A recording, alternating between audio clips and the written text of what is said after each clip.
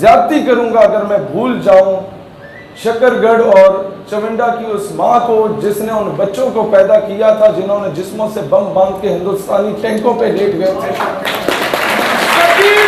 یہ پڑوس میں بھارت بیٹھا ہے, وہاں تک آواز تو جائے جناب. سبیلنا سبیلنا الجہاد الجہاد سبیلنا سبیلنا سبیلنا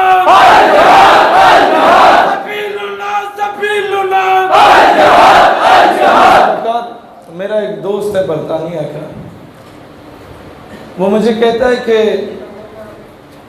وہاں میں ایک سیکیورٹی کمپنی میں کام کرتا تھا, تو میرے ساتھ کچھ وہ جو انگریزوں میں کچھ کالے بھی ہوتے ہیں, بلیک امریکنز جنہیں کہا جاتا ہے, کچھ وہاں کے جو سیاہ فام ہوتے ہیں, تو وہ بھی سیکیورٹی گارڈ تھے. تو میرا کام تھا میٹ اینڈ گریٹ کرنے کا, کہ کوئی مہمان آتا میں اسے کہتا hello sir how are you, please go there یا کم ہیئر.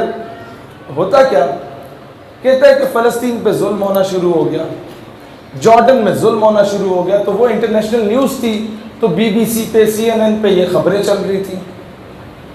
اب کہتا ہے کہ وہ سارے جو سیاہ فام انگریز تھے وہ اسرائیل کی حمایت کر رہے تھے, میں کر رہا تھا فلسطین کی حمایت. ہماری روزانہ کھانے پہ بحث ہوتی تھی, کیونکہ وہاں تو ہر ملک کا بندہ اکٹھا رہتا ہے.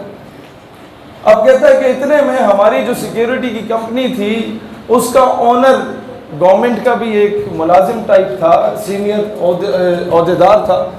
تو اسرائیل کا فورن منسٹر نے آنا تھا اس کا وزٹ کرنے. تو میرا کیا کام تھا, میرا کام یہی تھا کہ meet and greet sir how are you fine, اور ادھر آئیں ٹی سی چاپلوسی. کہتا ہے اتنے میں جب یہ اناؤنس ہوا کہ مسٹر فلاں, جو کہ پاکستانی جس دوست کی میں بات کر رہا ہوں, آپ نے اسے ریسیو کرنا ہے. اس نے کہا okay sir I will receive ہم, میری نوکری ہے, میری ڈیوٹی ہے. کہتے ہیں اتنے میں وہ آ گئے سارے جو میرے ساتھ بحث کرتے. کہتے ہیں اچھا جی آج وہ آ رہے ہیں تو آج سلوٹ کرو گے, وقت سلام کرو گے, وہ ٹی سی چاپلوسی کرو گے. کہتے ہیں بس اس کا یہ کہنا تھا کہ میں نے کہا نو آئی ول سلیپ ہم, میں نے چڑھ مار دیں گا. کہتا ہوا کیا کہ وہ ادھر سے بھاگا, مینیجر کو بلایا. مینیجر نے کہا کہ کیا ہوا. وہ انگریز کہتا ہے کہ مینیجر صاحب I swear to Allah, I swear to God that he said that I will slap him. میں قسم کھاندہ اللہ دی اس آکھیا بھی میں انہوں تھپڑ مار دیاں گا. اس نے جواب دیا you don't need to swear to Allah, تمہیں قسم کھانے کی ضرورت نہیں ہے. میں کہتا ہوں ہاں میں ماروں گا تھپڑ. کہتا ہے مینیجر کی ہوائیاں اڑی ہیں, اس نے پکڑا لے گیا, مجھے کمرے میں بند کیا, اپنے باہر سے تالا لگایا.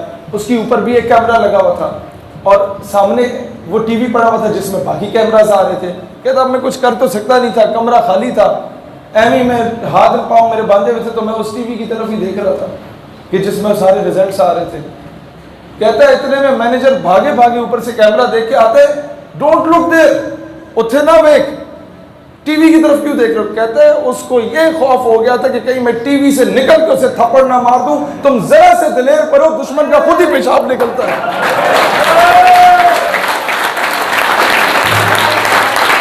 لہذا میں اپنی افواج سے, اپنی گورنمنٹ سے کہتا ہوں تمہیں اگر لشکر نہیں بھیجنے, فی الحال میں جانتا ہوں کہ کیا تقاضے ہیں, وہ نہ بھیجو. یہ جو اس چوک پہ غوری میزائل بنایا ہوا ہے اس پہ کپڑا ہی مار دو نا تو آدھا کشمیر ایسے ہی واپس مل جانا ہے تمہیں. میں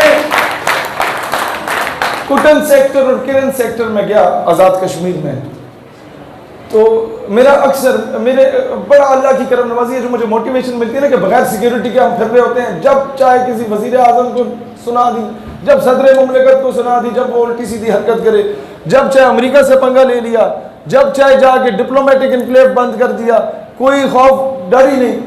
تو اس کی ایک تو سب سے بڑی وجہ یہ ہے کہ میرے آقا میری بات بنائے رکھے ہیں صلی اللہ علیہ وسلم, اور بعد میں ایک وجہ یہ ہے کہ میرا ہر دوسرے تیسرے دن ان لوگوں سے ملنا ملانا ہوتا ہے جو کشمیر میں جہاد کر کے آئے, تو ان سے مجھے وہ موٹیویشن ملتی ہے. میں آپ کو ایک سچی بات بتاؤں, کوٹن اور کرن سیکٹر میں جب آزاد کشمیر وزٹ کیا، اکثر اس طرح کے وزٹ ہوتے ہیں، آپ نے خطاب کرنا ہوتا ہے، اکثر اس طرح کے وزٹ ہوتے ہیں کہ آپ ویسے جاتے ہیں، ذرا حالات کا جائزہ لے کے آتے ہیں. تو مجھے وہاں پر جو لوکلز ہیں وہ یہ کہہ رہے تھے کہ جب یہاں پر برف جمتی ہے اور ہمارے مجاہدین بارڈر کراس کیا کرتے تھے ماضی میں، مجھے کمانڈر الیاس کاشمیری کا، آپ میں سے کوئی جانتے ہیں انہیں؟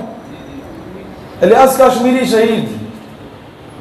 میں اب کیا کیا رونا رہوں کہ ہم لوگوں نے اپنوں کے ساتھ کیا کیا ظلم کیا. خیر، ان کے ایک بڑے قریبی ساتھی مجھے ملے، کہتے ہیں کہ جب ہم لوگ بارڈر کراس کر کے جاتے تھے نا، اب یہ میں فوج کی بات نہیں کر رہا، فوج تو ٹرینڈ ہے، وہ تو دنیا کی بہترین آرمی ہے، صرف ان مجاہد کی جنہیں چند مہینوں کی ٹریننگ ملی، سول ٹریننگ ملی، اور وہ خود سے ہی انہوں نے ٹریننگ کی. کہتا ہم جب بارڈر کراس کر کے جاتے تھے تو وہ بنیا ہمیں یہ کہتا تھا، ہندوستانی پوسٹ پہ جو کھڑا ہوتا تھا، کہ بھگوان کا واسطہ ہے ہماری پوسٹ کو چھوڑ دو، ہم تمہیں کچھ نہیں کہیں گے، آگے جاؤ، آگے مارو، انہیں مارو. لہٰذا آپ ذرا سے دلیر ہونا، دشمن خود ہی بزدل ہو جاتا ہے. یہ قدرت کا قانون ہے. اور یہ بات غلط ہے جو ہمیں آ کے بتایا جا رہا ہوتا ہے کہ اسلام کہتا ہے کوئی ایک گال پہ تھپڑ مارے تم دوسری گال آگے کر دو. نہیں نہیں نہیں، اسلام کہتا ہے قرآن کا قانون ہے، خون کا بدلہ خون ہے، کوئی ایک لگائے رکھ کے دو چماٹ مارو. آپ کیوں جھک رہے ہو کفر کے آگے؟ جہاں یہ امن کا درس دیتا ہے وہاں پر کبھی اسلام نے یہ نہیں کہا کہ مسلمان ماں بہن بیٹی کی عزت کو پامال کیا جا رہا ہے اور تم چوڑیاں پہن کے بیٹھ جاؤ. اسلام تو پورے پورے لشکر روانہ کر دیتا ہے سندھ محمد بن قاسم کی صورت میں. اسلام تو وہ دین ہے کہ جب غیر مسلموں نے خط لکھا طارق بن زیاد کو کہ ہمارے ساتھ ظلم ہو رہا ہے، مسلمانوں نے نہیں لکھا، غیر مسلموں نے لکھا. طارق بن زیاد اپنی فوجیں لے کے چلا گیا، کشتیوں کے ذریعے، سمندر کا رستہ تھا. اب جب دشمن کا لشکر دیکھا تو 10 گنا بڑا تھا. ہوا کیا کہ طارق بن زیاد نے جب دشمن کا لشکر دیکھا 10 گنا بڑا، اب میں آپ کو بتا رہا ہوں ایک سپہ سالار چیف آف آرمی اسٹاف یا ایک کور کمانڈر کو کیسا ہونا چاہیے. ہمیں اپنی تاریخ پڑھنی چاہیے نا. ہمیں پڑھایا مصطفیٰ کمال تھا تو ہمیں اٹھا کے پڑھایا، وہ یہی چودھری صاحب والی بات، وہ انگریزوں کے کتے نہلانے والے ہمیں آ کے نصاب میں پڑھایا جاتا ہے. ہمیں پڑھایا جاتا ہے سنڈریلا ماں باپ سے چھپ کے بھاگی بوائے فرینڈ کے ساتھ. طارق بن زیاد کے سامنے جو لشکر تھا دشمن فوجوں کا وہ کوئی 10 گنا بڑا تھا. تو طارق بن زیاد نے اپنی فوج سے مشورہ کیا کہ کیا کیجیے، انہیں موٹیویٹ کیا، انہیں بشارت ہوئی. اب کور کمانڈر کیا کرتا ہے؟